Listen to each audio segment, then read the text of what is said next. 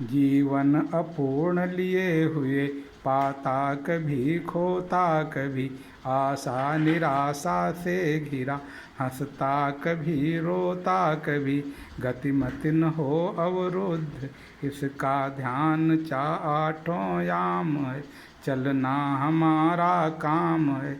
कवि कहना चाहता है कि हमें निरंतर अपने मार्ग पर आगे बढ़ने के लिए प्रयास करना चाहिए। इसमें हमें एक और ख़ास चीज़ का ध्यान रखना चाहिए कि जीवन तो हमारा अपूर्ण है। संसार में किसी का जीवन पूर्ण नहीं होता, सभी का जीवन अपूर्ण है। जब जीवन अपूर्ण है तो उसे हम पूर्ण करने का प्रयास करें। उसके लिए निरंतर हमें क्या प्रयास करना चाहिए, क्या प्रयत्न करना चाहिए, इसका ध्यान रखते हुए हमें आगे बढ़ना चाहिए। इसमें अनेक बार हमको कुछ प्राप्त होता हुआ मालूम पड़ेगा, कुछ खोता हुआ मालूम पड़ेगा। खोने और प्राप्त करने में, आशा में, निराशा में हमें झुकना नहीं चाहिए, रुकना नहीं चाहिए। इससे हमें भयभीत नहीं होना चाहिए और निरंतर आगे बढ़ने का प्रयास करना चाहिए। कभी हमारे मन में खुशियाँ आएंगी तो हम हंसेंगे, कभी दुख लगेगा, निराशा लगेगा तो रोएंगे।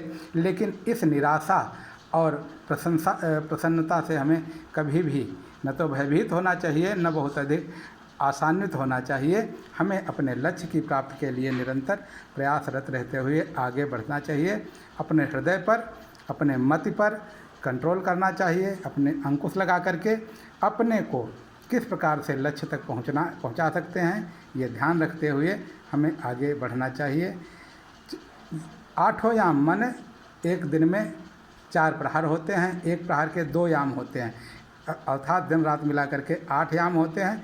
हमें आठों याम ये ध्यान रखना चाहिए कि हम किस प्रकार से आगे बढ़ सकते हैं, किस प्रकार से संसार को अधिक से अधिक सुख दे सकते हैं और किस प्रकार से हम अपने उद्देश्य को प्राप्त कर सकते हैं। धन्यवाद बच्चों।